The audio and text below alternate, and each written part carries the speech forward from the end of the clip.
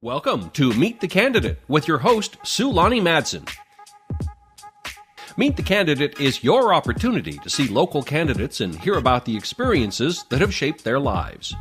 Meet the Candidate is a nonpartisan community project brought to you by our friends at Greater Spokane Incorporated, Ponderosa Republican Women's Club, We Believe, We Vote, and Better Spokane. Now, here's Sue Lonnie.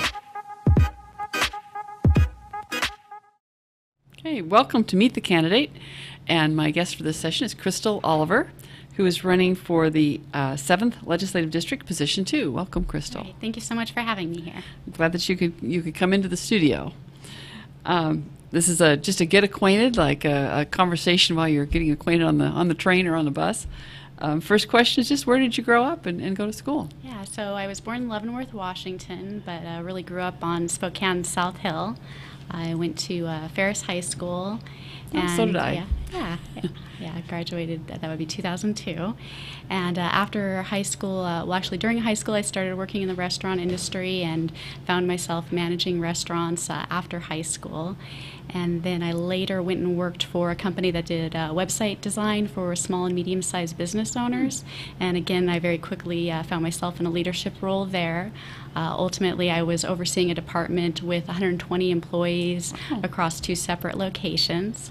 That job allowed me to buy my first home, which is a 10-acre farm just south of Deer Park that I live now. And it also gave me access to a tuition reimbursement program that I took advantage of to complete my associates as well as my bachelor's degree. Okay, where did you complete those? I went to Spokane Community College and then for my associates, and then transferred over to Whitworth University and got my bachelor's degree in organizational management there. And actually I'm currently pursuing a master's degree in public administration from Eastern Washington University. Okay, we have a lot of fine universities in this area. So. Yes. So, as you were growing up, were there opportunities for you to get little odd jobs? That's usually a better question for people who have more, some gray hair. But yeah, well, I mean, my parents were small business owners, so they certainly always put us to work helping them. But I didn't necessarily get paid for that. My first real job working for somebody else was as an ice cream scooper at Doss Sweet Shop in Leavenworth, Washington, and I was able to start working there when I was 14. And I just remember before I started my first day, my dad said, they're going to pay you by the hour, so that means you have to work the entire hour. And so I really took that message to heart and made sure that I was, occupying all the hours that they were paying me for with work, productivity for them. And that ended up really serving me well in all the jobs I had after that. Yeah, I think that's one of the key lessons of a first job is how do you make sure you're productive for your boss and you're really earning your pay. Yeah. Are there some travel or other kinds of learning experiences that have really made an impression upon you? Yeah, I haven't traveled very much internationally, but my parents did make sure that we got to travel a lot around the U.S. They made a point to take us to a lot of the national and state parks around the country. Yellowstone was one of our favorites, and we went there. There were several years in a row where we went there each summer in addition to some of the other parks. And that was that really gave me a love for nature and protecting our public lands. And I think that's also part of what I like about the 7th District. We have such beautiful landscapes and so many beautiful parks and national forests there. You mentioned that you bought your first home as a farm. How are you using the land?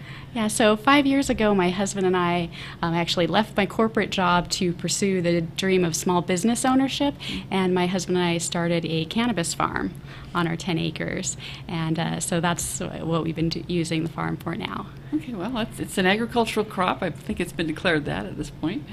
Are there, let's see, you've left the corporate job, and you've started up the farm, And what prompted you to volunteer for elected office? That's a big step. Most people don't make that. Yeah, so over the last 5 years, I had a really unique experience in starting our marijuana farm. Because this was an industry that wasn't legal before, there weren't regulations that our small business just plugged into. Instead, those regulations were being built from the ground up. And so I found myself really involved in the legislative and regulatory development process. I served on several different work groups and found that I really had a really high interest in policy development, and really just had a passion for reading law and reading rule and coming up with compromises, and I just really found myself drawn into it. Well, that's a different talent in itself, really, to be fascinated by getting into the policy and reading all of that information.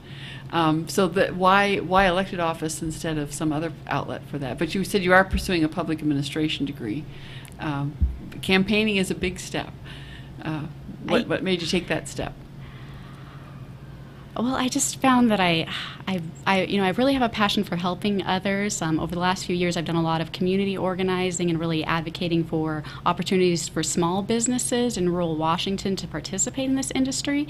And I just came to understand some of the challenges that small businesses and farmers face in communicating and having access to their elected officials in Olympia. Okay. Well, I'm going to move to that last question. You've got the last 2 minutes here. How do you see the duties of this elected office of state representative, and why should voters choose you? Well, I think that it's really important that our representatives in Olympia come from diverse backgrounds. I think that my experience as a farmer and a mother, a small business owner, and a community organizer give me a perspective that's not really represented in Olympia right now. I think that I'm a very hard worker, and I'm really passionate about helping others and collaborating with others. And I think that